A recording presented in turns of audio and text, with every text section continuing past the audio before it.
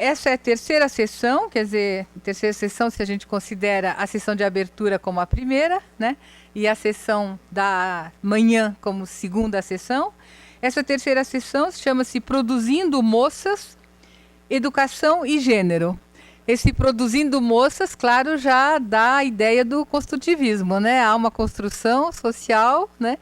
Do ser moça ou ser rapaz e por educação e gênero, se a gente fosse desdobrar, acho que tem dois sentidos para a discussão. Uma que é gênero e ensino e outro que é gênero e educação, né? Esses dois aspectos estão contemplados nessa sessão, né? Em francês seria genre et enseignement e genre et éducation. E são essas duas dimensões que vão ser tratados durante essa parte expositiva de 30 minutos cada uma. Apresentando rapidamente, a Rebecca Rogers é historiadora, ela é professora titular na Universidade de Paris Descartes, que antigamente se chamava Universidade de Paris 5. A gente deixou os Paris 5, 10, 8, 9 e todas as universidades agora têm nomes, né? Alguns nomes bem chatos, tipo Université de Paris Ouest, La Défense, Nanterre La Défense, etc., que é o antigo Paris 10. Antes era mais fácil, né? Essa seria a Universidade de Paris 5, que virou Paris Descartes. As pesquisas da Rebecca Rogers são sobre história da educação e ela é especialista da educação das moças ou das meninas. Ela é pesquisadora do laboratório em que também trabalha a Margaret Marouani, que é uma das autoras do livro que vamos lançar e que era a diretora de Imagem, da Rede Imagem até dezembro. É também o laboratório de Rachel Silveira, que é uma outra autora que também está na coletânea que estamos lançando hoje no fim da tarde. Ela é co-diretora da Rede Interdisciplinar Internacional MAGE, porque ela, como a Margaret já estava cansada de dirigir o MAGE desde 95, ela pediu para a nova geração substituir, são 3 atualmente, a Nathalie Lapère, a Rachel Silveira e a Rebecca Rogers, que é co-diretora. Ela é responsável sozinha, né, sem a ajuda dos outros coordenadores, pela missão pela igualdade entre mulheres e homens da Universidade de Paris Descartes, desde 2012. Então, é uma importante função, né, de administração da pesquisa, em que se atenta particularmente para a questão do gênero, e ela é responsável, portanto, pela missão pela igualdade entre os gêneros em Paris Descartes. Então, ela é a promotora de todos os eventos que são organizados em torno dessa questão, pesquisas, pesquisa em colaboração, etc. Ela até veio há pouco tempo ao Brasil para fazer um convênio, né, entre universidades paulistas e a Universidade de Paris Descartes. Ela é membro também do comitê de redação de uma revista importante de história e gênero na França, que se chama Clio. E tem muitas publicações, eu citaria 3, uma de 2013, que saiu pela Stanford University Press, que se chama Uma Mulher Francesa na História Imperial, Madame Luce, no século XIX algeriano.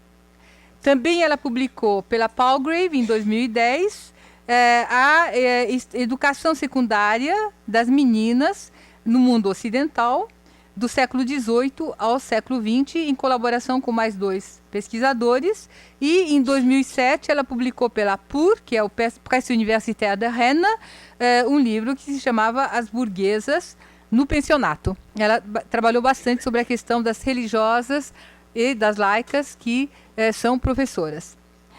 Marília Pinto de Carvalho, aqui do meu lado esquerdo, é uma antiga amiga, né? Dos anos, nem digo que anos. Ela é socióloga e ela é professora sênior da Faculdade de Educação da Universidade de São Paulo. As suas pesquisas são sobre educação e relações de gênero. Ela é especialista em trabalho docente nas séries iniciais do ensino fundamental e as diferenças de desempenho escolar entre meninos e meninas. Ela foi editora responsável pela revista Educação e Pesquisa entre 2004 e 2006. É uma revista especializada justamente na área dela e é atualmente editora assistente. e é co-coordenadora do Grupo de Estudos de Gênero, Educação e Cultura Sexual, EDGES, e é pesquisadora do CNPq. Citaria também 4 publicações de Marília, uma de 2015, um artigo na revista Gender and Education, que é sobre a influência da socialização familiar no sucesso escolar das meninas das comunidades pobres do Brasil. Ela publicou em 2012, pela editora Papyrus, Diferenças e Desigualdades na Escola. Em 2009, também pela Papyrus, Avaliação Escolar, Gênero e Raça. E, em 99, pela Xamã, com o concurso da FAPESP, No Coração da Sala de Aula, Gênero e Trabalho Docente nas Séries Iniciais, que é um livro que é fruto da tese de doutorado dela. Então, vocês veem que há muito tempo ela vem pesquisando as questões de gênero e educação.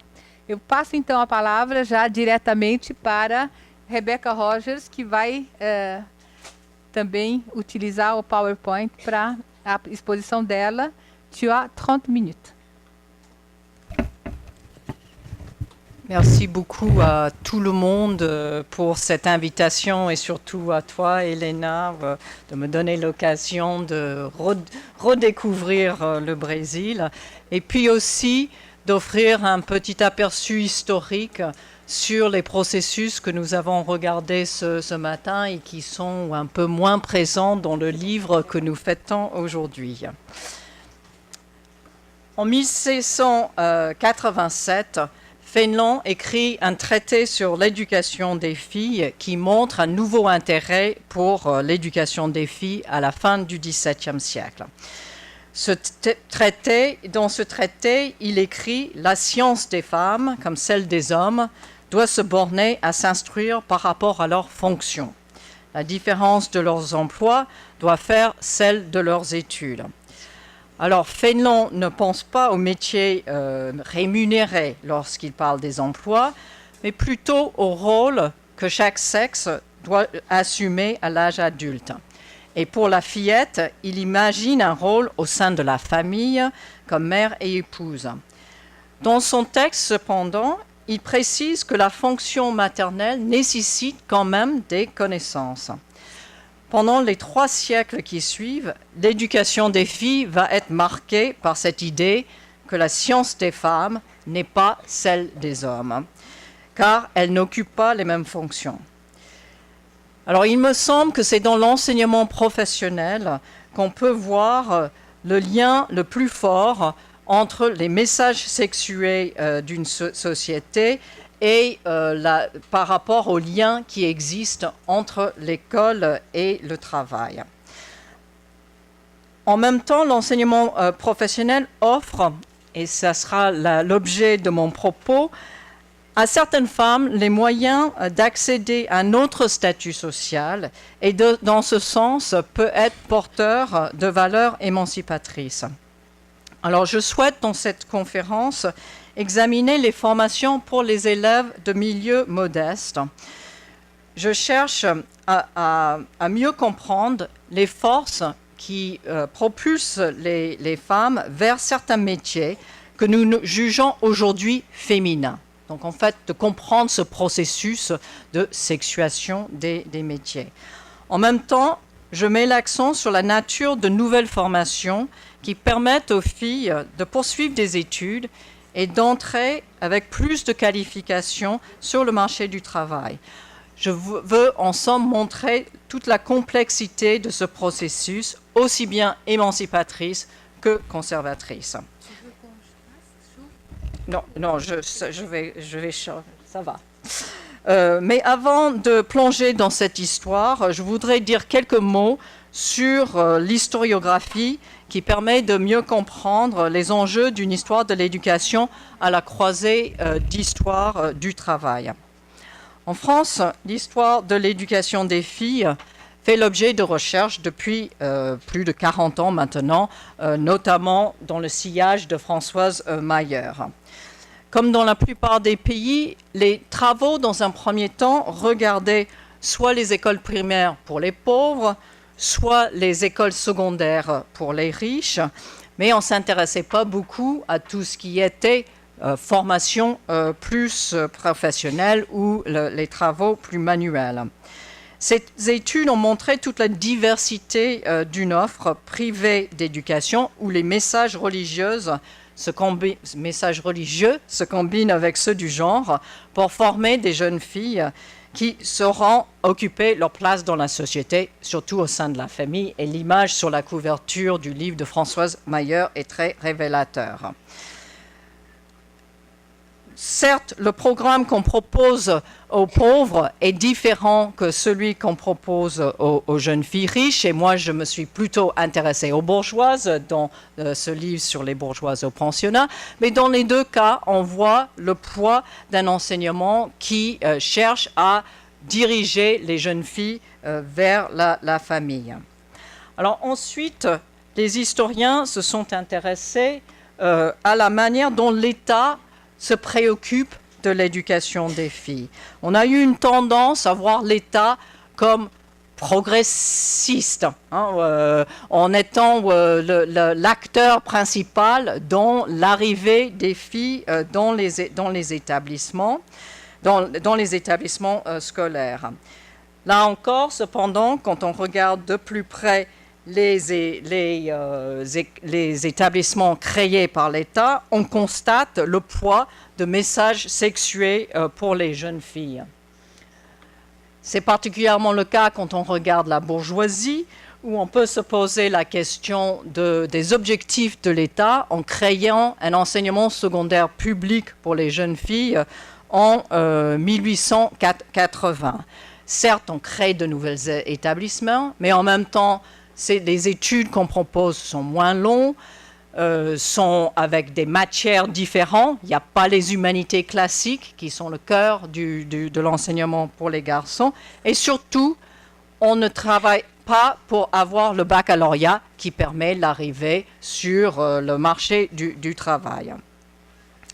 Si les travaux sur l'éducation des filles se sont beaucoup focalisés sur les institutions ou alors la littérature pédagogique destinée aux femmes, la question du travail n'a pas été absente. On le trouve dès le départ. Et là, en particulier, en s'intéressant au travail des enseignantes elles-mêmes, en se disant que l'enseignement, c'est aussi un travail. Et du coup, les historiennes de l'éducation se sont beaucoup intéressées, et moi en particulier. Mais il faut bien reconnaître que les historiennes de l'éducation ont longtemps négligé l'étude de l'enseignement professionnel féminin et le lien entre les formations scolaires et le marché du travail. Et qu'il faut plutôt se tourner du côté des historiennes des femmes et du genre pour voir des travaux qui mettent en avant le rôle des établissements dans la formation de filles pour certains types de travail par la suite. Et il faut plutôt attendre le 21e siècle en France pour qu'on affirme avec force cette idée que les femmes ont toujours travaillé. Sylvie Schweitzer, qui est aussi dans le réseau MAGE, qui a beaucoup travaillé là-dessus. Et beaucoup plus récemment, quelqu'un comme Marianne Thievend, qui montre à quel point des formations commerciales, souvent privées, qu'on connaît beaucoup moins bien, ont été un vecteur important pour faire arriver les filles sur le marché du travail, et qu'il y a tout un chantier là que nous avons à explorer pour l'avenir. Donc moi, je voudrais ici insister sur 3 périodes historiques où il me semble qu'il y a des moments où cette question du lien entre l'enseignement professionnel ou professionnalisant et des transformations dans les opportunités pour les femmes sont particulièrement importants. 1860, 1900, le début du XXe siècle, et puis la période de l'entre-deux-guerres. Donc je nous emmène bien en arrière par rapport à aujourd'hui. Je commence avec les années 60, 1860, parce que c'est la période en France où la scolarisation des filles se développe beaucoup avec la multiplication d'écoles primaires pour les filles. C'est le moment aussi où l'État intervient pour la première fois pour essayer de créer un enseignement secondaire pour les filles. Et c'est le moment des premières initiatives remarquées d'un enseignement professionnel pour les filles. C'est important de prendre en compte le contexte socio-économique de la période. La France s'industrialise, construit des chemins de fer, des routes.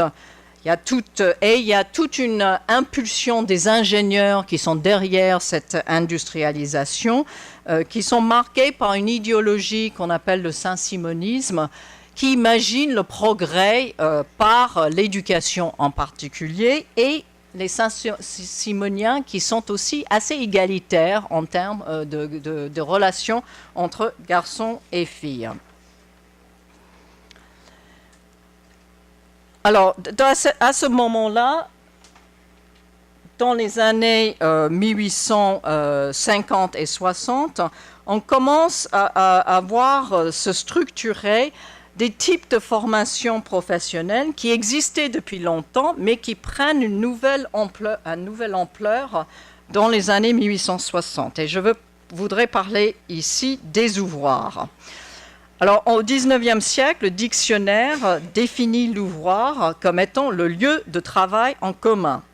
Les femmes pauvres et les jeunes filles y reçoivent aussi l'instruction primaire. Donc, c'est un lieu qui associe les femmes pauvres, les jeunes filles, mais aussi une forme de scolarisation minimale liée avec une formation morale et une formation professionnelle qui en lien avec cette société industrielle en construction à ce moment-là. Et quand on regarde les programmes de ces ouvroirs, qui sont très souvent tenus par des congrégations enseignantes, donc des bonnes sœurs, on voit la manière dont se développent des projets moraux et pédagogiques multiformes. Il faut moraliser les jeunes filles pauvres, avec l'idée aussi de moraliser leurs futurs maris, mais aussi, il faut aussi donner aux filles le moyen de gagner leur vie.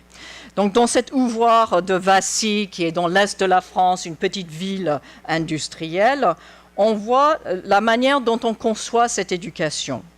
Il faut fonder quelque chose, il faut mettre les filles ensemble, justement pour qu'elles soient protégées du monde extérieur après la première communion. Période dangereuse où on s'éloigne des messages de l'Église. Et à ce moment-là, elles vont apprendre la science du travail qui gagne du pain et celle de la vertu qui gagne le ciel. Donc je trouve cette très jolie citation où on voit l'importance de soustraire les filles des dangers du monde industriel, mais quand même, il y a cette notion de gagner du pain par une science du travail et de toute façon, on aura la vertu pour accéder au ciel par la suite. Alors, nous avons une vision de ces ouvroirs, en général, assez noire. Cette image-là d'un ouvroir couvent, sans doute dans la région de Saint-Étienne, autour de Lyon, on sait qu'il y a beaucoup de ces ouvroirs couvents qui se sont multipliés à la fin du XIXe siècle. Et c'est vrai que les historiennes des femmes n'ont pas vu ces institutions comme des lieux d'émancipation quelconque. Alors, moi, je ne vais pas prétendre que des grandes féministes soient sorties de ces établissements, mais je voudrais quand même insister sur le fait que ce sont des lieux où les femmes acquérissaient des techniques manuelles spécialisées qui leur permettaient ensuite de gagner leur vie et qui méritent sans doute qu'on s'y intéresse de plus près. Alors moi, je connais bien mieux des ouvroirs qui sont associés aux maisons d'éducation de la Légion d'honneur, sur lequel j'ai fait ma thèse, sans doute l'établissement féminin le plus connu en France au XIXe siècle. Au milieu du XIXe siècle, il en existe 3 de ces établissements, 2 dirigés par la congrégation de la Mère de Dieu. Et au milieu du XIXe siècle, la congrégation décide de donner une formation spécifique en fonction des lieux et aux loges où on trouve les filles de milieux les plus modestes, les filles de sous-officiers et de soldats. On va mettre en place un programme très explicite en disant ces jeunes filles-là doivent gagner leur vie par la suite. On propose un programme d'études où elles étudient l'enseignement primaire pendant 3 ans pour acquérir les bases, et puis ensuite un enseignement professionnel qui est donné dans des ouvroirs à côté des salles de classe. Et c'est là où on leur apprend toutes sortes de métiers qualifiés féminins. La lingerie fine, la confection des dentelles, des vêtements pour les femmes, les fleurs artificielles, mais aussi vous voyez l'artisanat de luxe, les broderies sur soie, la peinture sur porcelaine. Et celles qui sont un peu plus douées, notamment pour les mathématiques, on leur propose la pratique de comptabilité commerciale et la tenue des livres.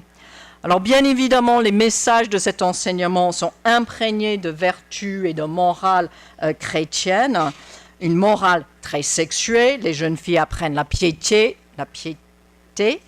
la vertu, la modestie, mais aussi elles apprennent à travailler et à accueillir des talents qui peuvent leur permettre de vivre par la suite. Ce qui est plus connu par les féministes, c'est les initiatives autour des Saint-Simoniennes et notamment Élisa Lemonnier, qui va être, dès 1848, une des femmes qui préconise la création de lieux où les femmes puissent apprendre des métiers qui leur permettront de travailler par la suite. Et en 1862, elle crée la Société pour l'enseignement professionnel des femmes, avec toute une série d'écoles associées à cette société. Et dans ces écoles, on forme une main-d'œuvre spécialisée dans les industries de luxe à Paris. En 1868, vous voyez le bulletin de sa société qui explicite les objectifs, qui est d'étendre sans précipitation et dans une juste mesure, donc soyons modestes quand même, le cercle des positions que les femmes occupent déjà. Mais vous voyez là, on vise un peu plus haut, aussi dans le professorat, le commerce, l'administration et l'industrie. Après l'éducation et l'instruction, s'occuper de la profession. Donc, contrairement aux ouvroirs que j'ai regardés auparavant, on voit que cette société s'intéresse aussi bien aux filles de milieu modeste, mais aussi des petites classes moyennes qui commencent à revendiquer un peu plus d'éducation dans ces années-là. Et dans les années 1860, on a l'un des premiers grands textes qui insiste sur l'importance de mieux former les filles de toute origine sociale pour qu'elles puissent gagner leur vie. Un ouvrage écrit par la première bachelière de France, Julie Victoire d'Aubier, qui développe un long plaidoyer pour l'importance pour les jeunes filles d'avoir une éducation qui leur permette d'avoir un métier par la suite, qui leur permet d'être indépendants des hommes. Et donc, entre les années 1860 et la veille de la guerre, on voit le développement d'un discours, mais aussi de certaines institutions qui insistent sur l'importance d'un enseignement professionnel pour les filles et qui quittent un peu le discours très prégnant qu'il faut éduquer les jeunes filles pour la famille. Là, on a des ouvertures vers le monde du travail. Mais ce sont des ouvertures qui ne sont pas toujours bien accueillies, et ça, on le voit dans la région stéphanoise, quand Caroline Dorian, qui est aussi une Saint-Simonienne, cherche à créer une école technique féminine, les autorités municipales vont lui refuser cette possibilité en disant que cet enseignement professionnel pour les filles est prématuré. Donc, reconnaître le bien fondé d'un enseignement professionnel pour les filles est très associé aux représentations sexuée de la société. Et dans les années 1870, la plupart des personnes continuent à penser que la femme n'est pas censée travailler. Mais ceci est en train de changer et on le voit notamment autour des années 1900 sur lequel je voudrais insister maintenant. Mais avant de regarder l'ouverture des possibles pour les filles, je voudrais rappeler un peu toutes les initiatives de la Troisième République pour multiplier des établissements pour les jeunes filles, parce que sans comprendre cet essor de la scolarisation, on ne peut pas comprendre l'arrivée des femmes dans les nouveaux métiers féminins ou dans les métiers des hommes.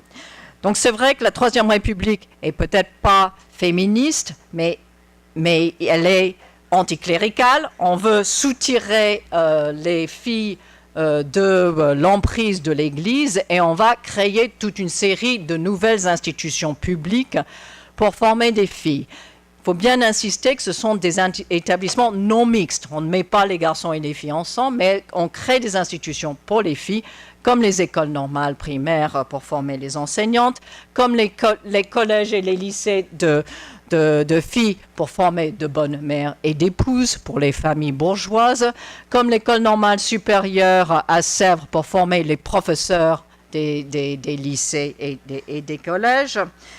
Et pour la plupart, on voit que ce sont des établissements qui insistent encore sur l'importance de la femme comme mère au sein de la famille. Mais ces institutions ouvrent aussi beaucoup de possibilités pour les femmes dans l'enseignement. Et donc là, ce qui me semble important, c'est de dire que voilà, la Troisième République encourage ce métier, mais avec un modèle très fort qui est celui de la religieuse, et avec une vision de l'engagement dans l'enseignement qui est beaucoup plus une vocation qu'une profession dans ces années. Et ça va prendre longtemps pour se détacher de ce modèle de la femme dévouée, célibat, se consacrant à ses élèves plutôt qu'à ses enfants. Quand on regarde ce que fait la Troisième République en faveur de l'enseignement technique et professionnel, les filles ne sont pas du tout au cœur de la pensée, mais la formation professionnelle et technique n'est pas non plus le plus dynamique du secteur dans ces années à la fin du 19e siècle. Donc on voit qu'on crée des institutions pour les garçons, petit nombre pour les filles, mais moi, je voudrais insister sur des formations moins ambitieuses, souvent privées, qui se développent dans ces années-là. Alors, en milieu agricole, par exemple, se créent quelques écoles pour former de bonnes fermières. Donc, celle-ci est publique. En 1886, en Bretagne, on ouvre la première école d'agriculture et de laiterie pour jeunes filles. Alors, on peut se dire que c'est peut-être pas une très grande avancée, mais quand même, on voit dans cet établissement la volonté de joindre leçons d'hygiène avec nouvelles technologies de la pasteurisation, et c'est clairement une forme de professionnalisation du métier de l'agriculture sur lequel qui n'est pas négligeable à l'époque. Beaucoup plus courant dans le milieu, en milieu rural, ce sont les écoles ménagères ambulantes. Comme leur titre l'indique, ce sont des établissements qui se déplacent, qui sont ouverts pendant l'hiver quand on ne travaille pas dans les champs, et où les jeunes filles vont pouvoir acquérir des nouvelles techniques et avoir une forme de scolarisation post-primaire qui n'est pas totalement négligeable, même si le discours est bien pour former des maîtresses de maison capables et de bonnes fermières. Mais la bonne fermière, c'est après tout aussi une figure plus professionnalisante.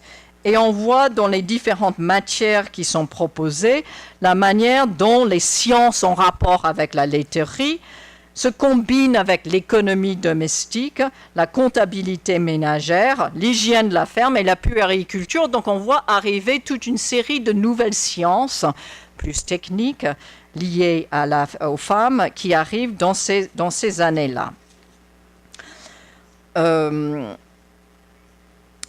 En ville, on voit des objectifs similaires qui se développent dans les écoles ménagères qui se multiplient avant la Première Guerre mondiale et surtout dans l'entre-deux-guerres. La première école ménagère urbaine s'ouvre à Reims en 1878 s'adressant aux classes ouvrières avec l'idée de fournir l'instruction de la jeune fille au point de vue de la direction du ménage. Donc là, c'est l'établissement, bien des années après, c'est devenu un établissement public, mais dans un premier temps, on voit une volonté de transformer les sciences du ménage en quelque chose qui a une possibilité d'ouvrir sur le marché du travail. Vous voyez cette description des objectifs des écoles ménagères qui, évidemment, renvoie vers le rôle de la femme au sein de la famille, mais en même temps va être un tremplin pour les filles de milieu modeste pour des emplois. Et c'est notamment ce que met en œuvre Augusta Moll-Weiss, qui est la grande figure en 1900 autour de cet enseignement ménager, qui crée cette école de mère en 1904 et qui propose aux femmes une mission sociale qui se traduit progressivement par des débouchés dans le travail social. Et l'analyse de son établissement nous montre comment l'enseignement ménager permet à certaines femmes de redéfinir la place des femmes dans la société civile, en dehors de l'espace familial. Et notamment, elle va être très précurseur en mettant en place des formations pour les maîtresses pour anormaux. C'est le moment où il y a les premières lois pour éduquer les enfants anormaux ou idiots, comme on dit à l'époque. Et c'est le moment aussi où elle va revendiquer le rôle des femmes dans l'inspection des mineurs délinquants.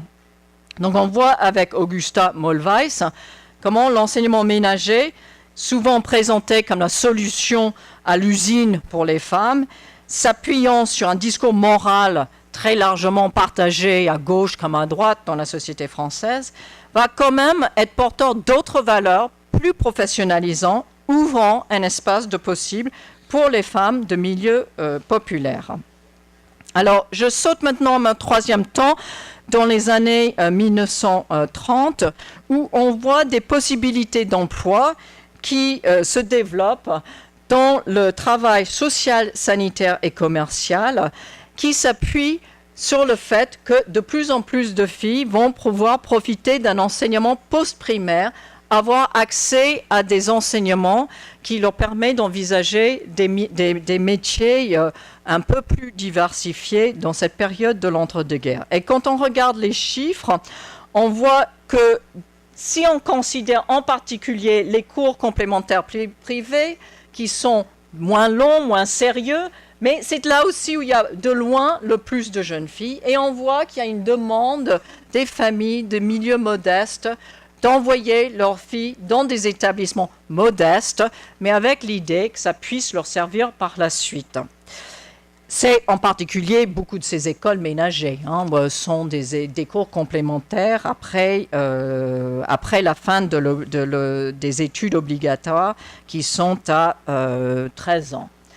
On voit à ce moment-là la manière dont cette formation post-primaire propose des programmes différents selon les sexes. Donc on n'est pas en train de verser les filles dans des métiers d'hommes, mais bien de construire des trajectoires scolaires et professionnelles différenciées avec les filles qui ont aussi beaucoup de comptabilité, de droit usuel, d'économie domestique, alors que pour les garçons, ce sont davantage des enseignements scientifiques qui sont proposés pour les garçons de milieu modeste.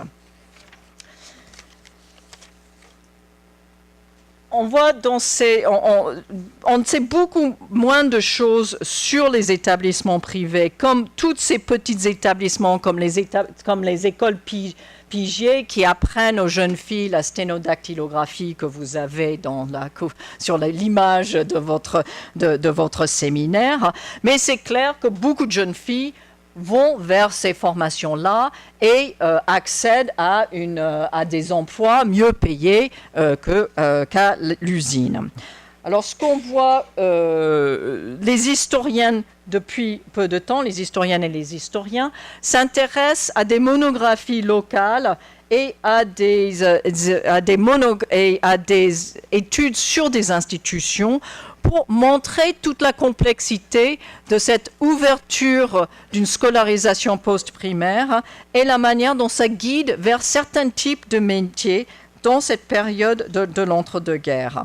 Et les EPS, les écoles primaires supérieures en particulier, on savait que ça préparait les enseignantes, mais ça prépare aussi à des fonctions d'élite dans le secteur tertiaire, dans les employés de bureau, les secrétaires de direction ou les secrétaires techniques.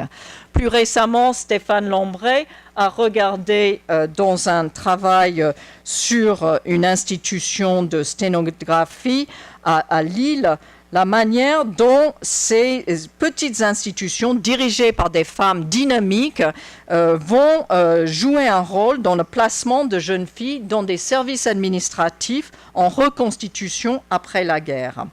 Donc certes, on construit des représentations très genrées des savoir-faire féminins, mais en même temps, les femmes arrivent dans ces nouveaux emplois qui s'ouvrent dans cette période de l'entre-deux-guerres. Donc j'arrive un peu à la fin en insistant sur la manière dont cette période dans l'entre-deux-guerres est le moment où se met en place une orientation professionnelle plus scientifique, une science des métiers qui se met en place, en même temps que se développent ces formations post-primaires permettant l'accès à un marché du travail qui est en voie de tertiaire dans ces années-là et où les femmes vont commencer à arriver en masse.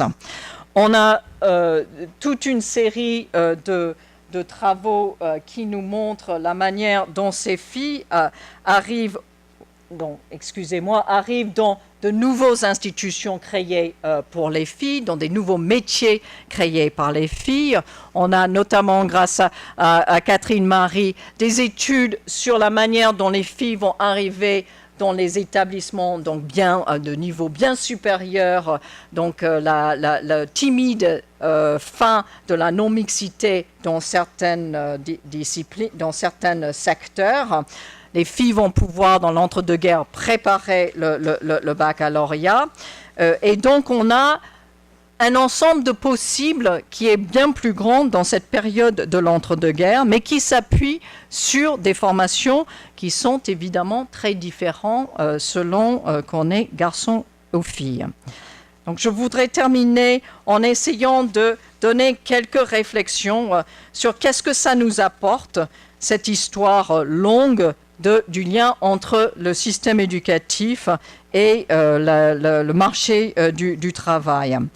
Je pense que moi, en tout cas comme historienne de l'éducation, j'ai eu dans un premier temps tendance à vouloir regarder le haut, à regarder l'enseignement secondaire, les femmes qui ont fait des études poussées pour accéder à des emplois comme des garçons, donc m'intéressant à ce lien entre le secondaire et l'université, ce que nous avons regardé ce matin. Aujourd'hui, j'ai voulu regarder vers le bas de la hiérarchie sociale en insistant sur ces établissements beaucoup moins connus qui s'adressent aux ouvriers et aux petites classes moyennes et en faisant découvrir ces établissements qui sont les ouvroirs et les écoles ménagères sur lesquels il reste encore beaucoup de choses à faire. Je voulais aussi insister sur l'importance, étant donné le rôle de ce type de petite institution, de faire des études locales parce que ces établissements sont très en lien avec le marché du travail et de regarder des monographies d'établissements parce que c'est là où on voit le rôle des femmes elles-mêmes dans la création de ces établissements, dans les liens qu'elles ont avec les notabilités sur place pour pouvoir construire des formations pour des femmes leur permettant de quitter le foyer. Et puis, je pense que c'est important d'insister sur cette... Et donc, du coup, je pense que c'est important d'insister sur la manière dont les femmes elles-mêmes ont été moteurs dans ces transformations. Elles ont agi avant l'État pour créer des formations au sein d'écoles privées et ensuite publiques. La conquête des emplois dans le tertiaire a été dans un premier temps une conquête de scolarisation prolongée, donnant accès à des diplômes et des métiers qui permettaient de construire de nouveaux rapports au monde du travail et à l'autonomie économique. En même temps, cependant, l'arrivée des femmes s'accompagne d'une sexuation des emplois qui montre à quel point la catégorie du genre est indispensable pour analyser le travail, ce que nous avons vu ce matin et ce dont je pense que vous êtes tous convaincus. Merci.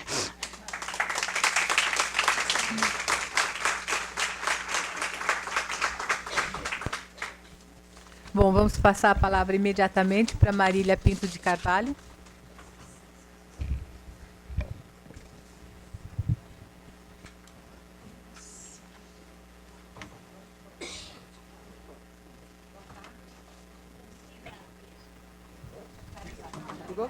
Acende aqui. Boa tarde, agora me ouvem. Antes de mais nada, quero agradecer às organizadoras, em especial, mais uma vez, a Helena, pela oportunidade de estar aqui com vocês hoje, fazer esse diálogo com o trabalho de Rebeca. Estou muito honrada e muito feliz, inclusive por encontrar muitos rostos conhecidos aqui na plateia, há muitos anos que a gente vem encarando essa discussão.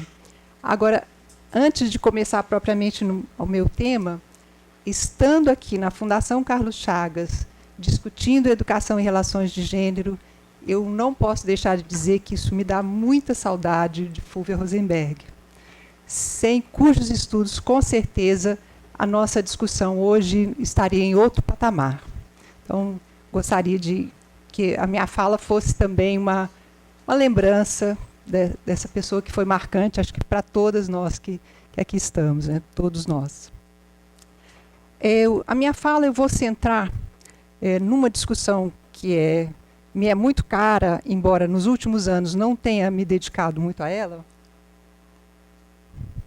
que são as relações entre o trabalho de ensinar, né, a docência, o magistério, em especial nas séries iniciais do ensino fundamental, com o conceito, a noção de cuidado. Mas, para isso, eu preciso do... Você passa para mim? Vamos para o próximo. Aqui. Eu queria retomar a discussão que nós fazíamos do Brasil nos anos 90, quando esse tema do cuidado estava bem mais presente nos debates do campo educacional. Em primeiro lugar, no âmbito da educação infantil, era um momento em que toda essa discussão sobre as relações entre cuidar e educar estava ganhando corpo, né, a partir principalmente das possibilidades e conquistas que nós tivemos nos anos 80, no campo educacional se expandia para o âmbito das próprias trabalhadoras da educação essa ideia do cuidado na educação infantil. Ao mesmo tempo, talvez por influência de uma literatura norte-americana, se encontrava também uma discussão sobre a ética do cuidado, principalmente autoras como Nell Noddings, que, de certa forma, fazia esse tema presente no âmbito da discussão sobre formação de professoras. E foi nesse contexto da presença desse conceito que eu desenvolvi um trabalho que veio a ser meu doutorado, foi depois publicado em forma de livro, que tentava justamente entender o que havia de diferente no trabalho das professoras e professores desse núcleo inicial da educação, que fazia esse trabalho ser tão diverso daquele feito nas próprias séries finais do ensino fundamental, para nós que somos de outra geração, na época do ginásio e do primário, né?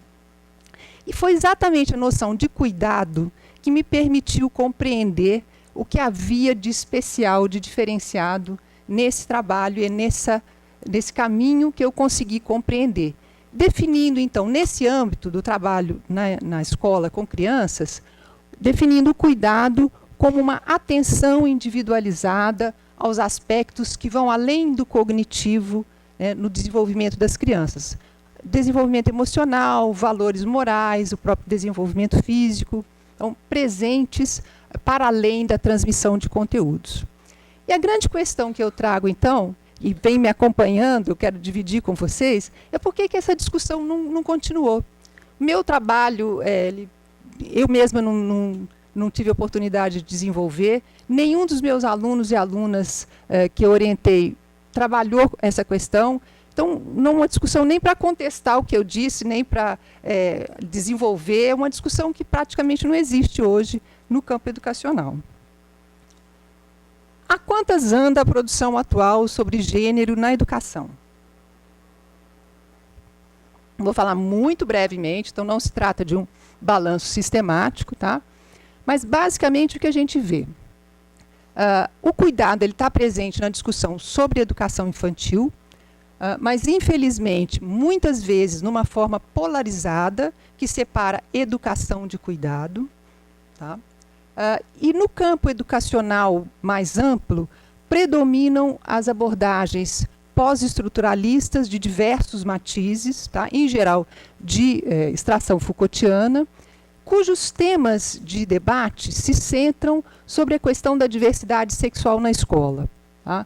Então, tanto nos congressos de educação, quanto nos periódicos da área de educação, a maior parte das pesquisas que a gente encontra do campo educacional estão focadas nessas temáticas, e quase sempre tratando da construção dessa diversidade do ponto de vista individual, da construção individual de identidades. Tá?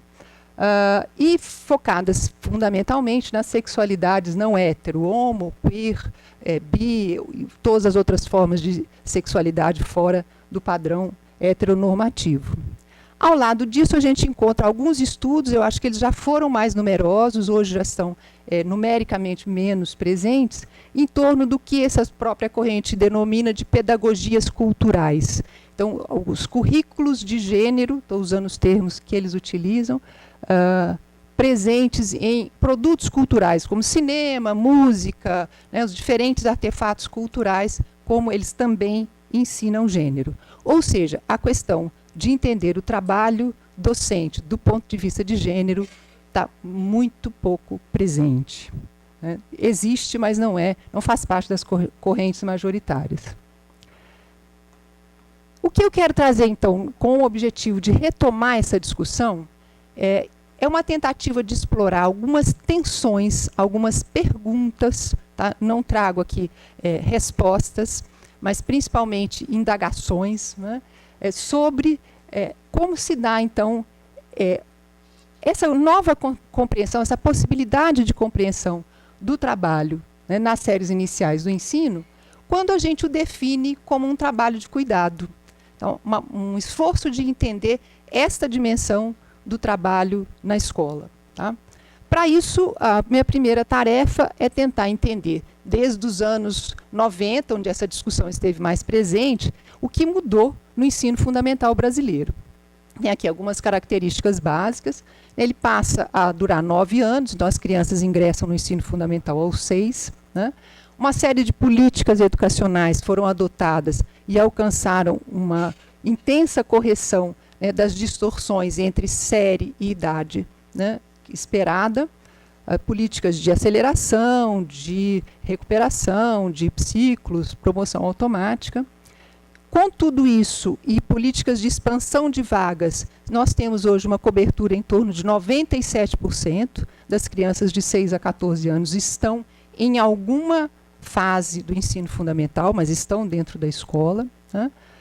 Houve uma política também de inclusão das crianças com deficiência no ensino fundamental em classes regulares, coloca novos desafios para as pessoas que desenvolvem esse trabalho. E o que nos interessa mais diretamente, né, a partir principalmente do século XXI, a gente tem uma forte expansão de novas formas de gestão do trabalho na escola. Né? Formas de gestão afinadas com a gestão empresarial, que estão baseadas fundamentalmente nos testes padronizados, né, a partir dos quais se estabelecem metas e se passa a cobrar das professoras, e aí eu falo no feminino, já eu vou dar a porcentagem de mulheres no ensino fundamental, passa a se cobrar delas metas, eficiência, produtividade, né, e, em geral, incentivados, acredita-se, né, a partir da atribuição de bônus quando essas metas são atingidas. o que será que tudo isso trouxe de novo para o exercício do trabalho, né, nas escolas? A primeira questão, que me parece que não é nova, é uma questão que historicamente tem se colocado para as professoras, né? É uma indagação se o cuidado se opõe à valorização, né, dessa profissão, do seu trabalho. Eu evito um pouco o termo profissão, porque na língua inglesa as profissões são carreiras muito específicas, né? Nós temos toda a discussão da sociologia das profissões. E a docência é justamente uma das ocupações que permanece em debate se ela é ou não uma profissão. É uma luta histórica, né, das mulheres que há décadas, em quase todos os países ocidentais, né, ocupam esse trabalho, que para que elas sejam reconhecidas e sejam valorizadas do ponto de vista salarial, se reivindica a profissionalização da docência. Mas acho que ainda estamos na etapa de luta, não é uma conquista, com certeza, né? Diante dessa necessidade de reconhecimento, de valorização social, de reconhecimento enquanto um espaço de trabalho profissional, muitas vezes se silencia até mesmo a composição majoritariamente feminina do magistério. Não é à toa, e vamos pensar nisso também mais adiante, que nós falamos os professores, né? O sindicato dos professores, os professores estão em greve, ainda não se tem sequer a prática de falar sistematicamente professores e professoras, né? Algo que ainda está em conquista nos nossos espaços sociais. Mais ainda, no que diz respeito às características que estão relacionadas às dimensões femininas, a dimensão relacional, afetiva do trabalho de ensinar. É como se essas dimensões não existissem. E aí eu me refiro tanto ao espaço das lutas sociais, sindicais principalmente, por estarmos tratando de uma categoria ocupacional, mas também à pesquisa acadêmica, que praticamente silenciou a respeito dessas questões na formação de professores, no exercício concreto do trabalho de ensinar. A ênfase recai, portanto, na qualificação formal e no profissionalismo, né, colocando-os em oposição ao que seria um instinto maternal, né, e para estabelecer um campo de saberes próprio. Então, na medida em que as categorias com que se trabalha, mesmo na academia, são essas que separam, né, as atividades de cuidado, atribuindo-as a características naturais das mulheres, de saberes profissionais científicos, que aí sim merecem ser objeto de formação, quando a gente mantém essa separação, acaba se opondo um ao outro a fim de garantir, né, a especificidade do saber, a valorização profissional e o reconhecimento da formação necessária para o exercício dessa ocupação. Então, o que eu estou querendo enfatizar é que essas duas coisas talvez não devessem ser tratadas de forma tão polarizada e separada. Frases que a gente costuma ouvir. Não basta gostar de crianças. Sem dúvida, né? A própria formação, a gente ouve isso inclusive muito nos cursos de formação de professores, né? Professoras. O pedagogo certamente tem outros espaços de trabalho que não necessariamente envolvem lidar com crianças.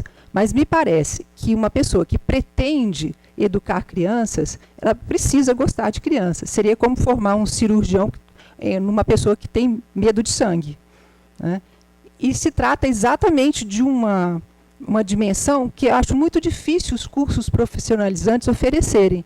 Nós podemos fornecer teoria, nós podemos fornecer capacitação técnica, reflexão, crítica, mas o gosto pelas crianças, seja lá de onde veio, não estou discutindo aqui, não estou afirmando de forma nenhuma que seja natural, mas ou ele existe ou ele pode ser descoberto no exercício da profissão, mas certamente será muito difícil ser formado, né? e até no diálogo com o que nos dizia a Rebeca, né, se ouve muito magistério, não é vocação. Sem dúvida, estamos num Estado laico, trabalhamos em escolas fundamentalmente não religiosas, elas são exceção hoje mesmo né, entre as escolas privadas no Brasil. Agora, a ideia de que é preciso gostar deste trabalho, sentir-se vocacionado, num sentido, se é que existe, num sentido mais leigo para o termo, me parece fundamental quando o salário é o que é, quando a desvalorização social é o que é, especialmente, estou pensando no caso brasileiro, mas nós sabemos que isso não é especificidade nossa, para que as pessoas se mantenham nesse trabalho. Né? Eu estou sendo provocativa mesmo, estou querendo pegar um pouco pelo outro lado. E aquilo que eu já mencionei para vocês, apesar de sermos 83% dos trabalhadores na educação básica, isso de acordo com dados do próprio Ministério da Educação, de 2014, nós só falamos em sindicatos dos professores, na formação dos professores ou pedagogo, nós ainda temos muita dificuldade de incorporar essa maioria feminina no nosso discurso. Né? A tal ponto, eu ouço determinados discursos que me fazem pensar, mas se todas essas características, então, são atribuídas às mulheres, se nós simplesmente trocássemos essa maioria de mulheres por uma maioria masculina, será que nós teríamos um trabalho mais qualificado? É a presença de mulheres que desqualifica o trabalho da docência? Será que são as mulheres que são informais, despolitizadas e ineficientes, como tantas vezes a gente ouve?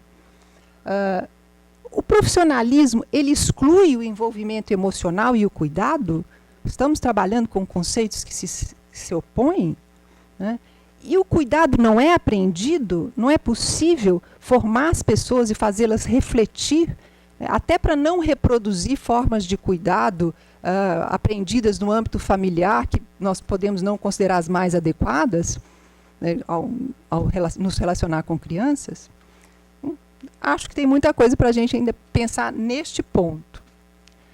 Porém, essa discussão tem um outro nó muito profundo e cheio de consequências, que é pensar um pouco mais a fundo qual é a função da escola. Né? Nós ouvimos hoje muito no interior das escolas, mas, mais uma vez, também na academia, também nos movimentos sociais, uma ideia de que a escola está sendo crescentemente obrigada a assumir funções que seriam da família e, com isso, esvaziando as suas funções de ensinar, que seriam mais propriamente funções de transmissão de conteúdos. Né?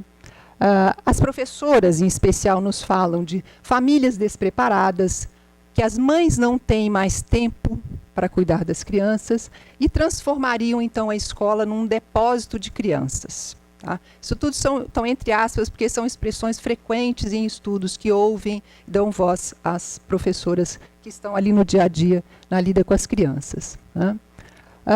Nós percebemos que, justamente, com a expansão, né, do ingresso no ensino fundamental, de camadas que até então não tinham tido acesso à escolarização, hoje têm seus filhos, até os 14 anos, pelo menos, abrangidos na escola. Né?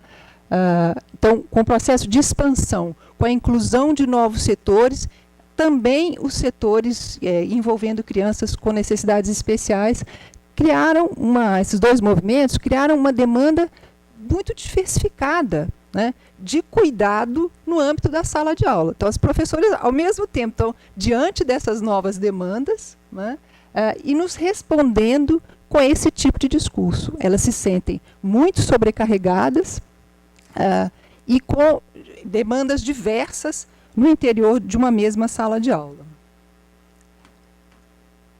Não tenho tempo hábil aqui para aprofundar essa discussão sobre a função da escola. Eu acho que é uma discussão que certamente as historiadoras e historiadores têm muito a nos dizer.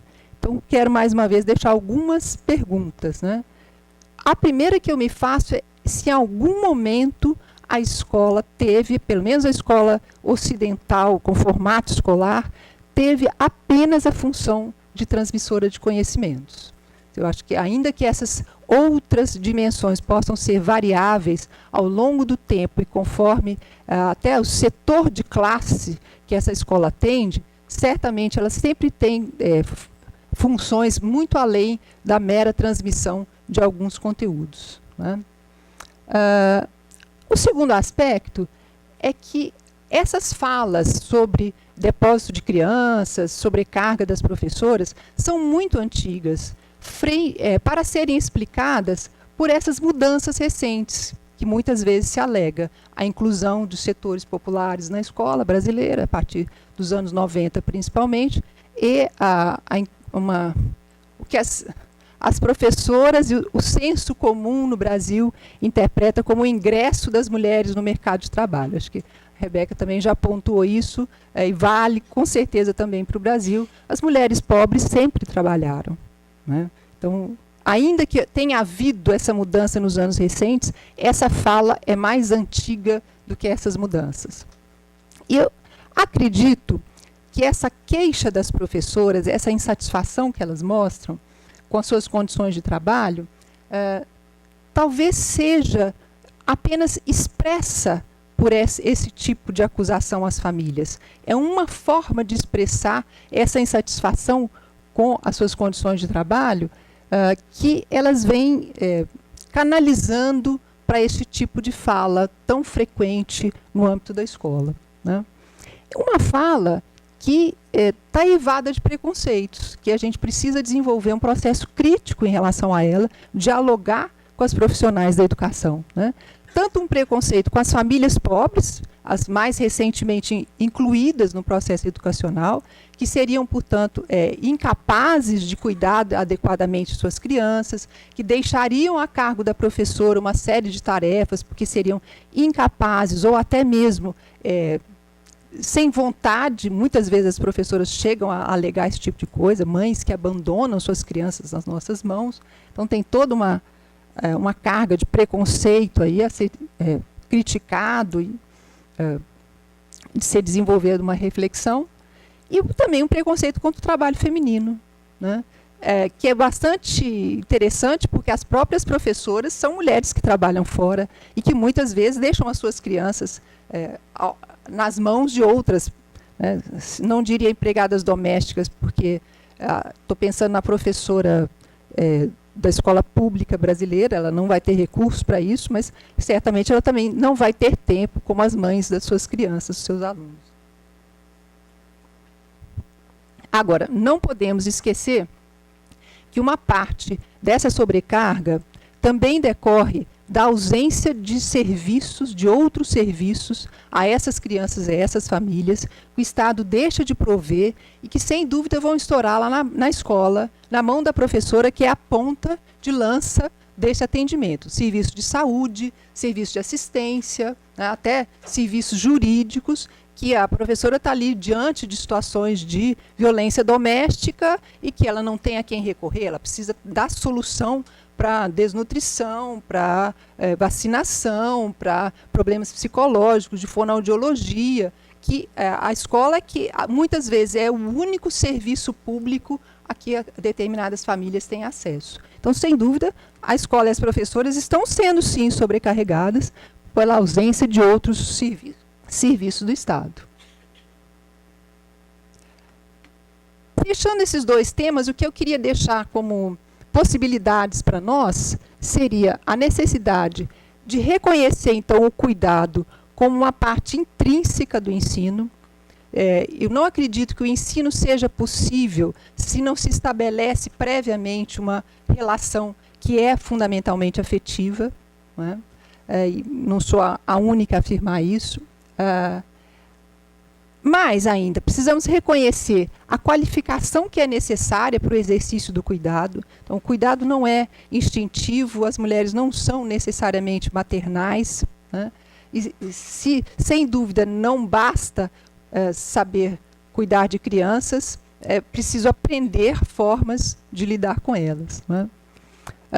Enfim, o que eu acredito que a gente pode ir adiante, se a gente conseguir evitar toda a separação rígida, toda a polarização entre educação e cuidado, né, entre ensino e socialização, que, no fundo, são as clássicas divisões entre razão e emoção, para não dizer entre masculino e feminino, né. Eu acho que são formas polares de pensar que é mais do que tempo da gente começar a superar. Tenho 5 minutos para o tema mais importante. Vamos lá. Quando se trata das novas formas de gestão do trabalho, né, o que nós estamos falando? Nós estamos falando de modelos empresariais de gestão que estabelecem, portanto, avaliações quantitativas, exigem performance, né, como a prestação de contas aos consumidores, os alunos e suas famílias, e que vão estabelecer para o professor e a professora atitudes de empreendedorismo, de proatividade, ações competitivas, assertivas, né, planejadas e formas de trabalho que estariam voltadas para a ascensão na carreira. Quando eu acredito que a atribuição de bônus, de pontuações, vai incentivar as formas de trabalho que eu espero enquanto gestor, eu estou supondo que o objetivo principal dessas pessoas é, né, o salarial e é a ascensão na carreira. A forma concreta que isso recebe é: o desempenho dos professores passa a ser medido pelo resultado de seus alunos em testes padronizados, né, e isso delimita metas e cobranças sobre os professores e as professoras. Os resultados possíveis, se essa política dá certo, se ela realmente é implementada no âmbito da escola, seriam o foco na transmissão de determinados conteúdos. Então, vejam que toda aquela preocupação com aspectos individuais, extracognitivos, ficariam reduzidos, né? As possibilidades de gastar tempo com essas outras dimensões, elas ficam reduzidas, né? E a autonomia das professoras e professores também tende a diminuir. Aquela ideia de que a professora fecha a porta da sala de aula e desenvolve os conteúdos que lhe parecem mais importantes, ela fica reduzida porque ela precisa preparar os seus alunos para os testes que vão medir o desempenho da própria professora e determinar muitas vezes o seu salário. Ou seja, estamos introduzindo na escola uma lógica de mercado, mas também, isso eu não tenho visto ser discutido, um conjunto de valores que estão ligados à masculinidade. Valores como a racionalidade, a competitividade, o trabalho visando a remuneração, a separação rígida entre a esfera profissional e a vida familiar, né, que vão junto na mesma leva com essa política de gestão empresarial. Com isso eu não quero dizer que todos os homens agem assim, nem que todas as mulheres sejam opostas a isso, nem valorizar um ou outro. O que eu quero afirmar é que a nossa sociedade associa à masculinidade esse conjunto de valores e à feminilidade os valores mais afetivos, né, do prazer no trabalho, do trabalho que não está voltado para o ganha-pão, enfim. Um conjunto de uma outra maneira de estar diante do seu trabalho. Então eu me pergunto, terão essas novas formas de gestão e de controle do trabalho docente rompido aquela histórica associação entre maternidade, feminilidade e a docência para as séries iniciais? Na medida em que essas formas de gestão são aplicadas nas séries iniciais, o que acontece com essa tradicional articulação, né, que existia nesse trabalho? Mais ainda, quer dizer, o afeto feminino que se colocava como um imperativo, né, para as professoras, ele se modifica frente a esse novo discurso pedagógico, que inclui essas formas de gestão, mas inclui também os processos de inclusão, o discurso sobre a diversidade, né? Como é que esses novos discursos pedagógicos se articulam com essas antigas formas de articulação da docência com um certo tipo de feminilidade? Até porque os próprios afetos na sociedade contemporânea vêm se articulando de forma diferente, né, e nos colocam desafios para repensar o afeto na sala de aula da escola de ensino fundamental. É isso. Acho que eu consegui.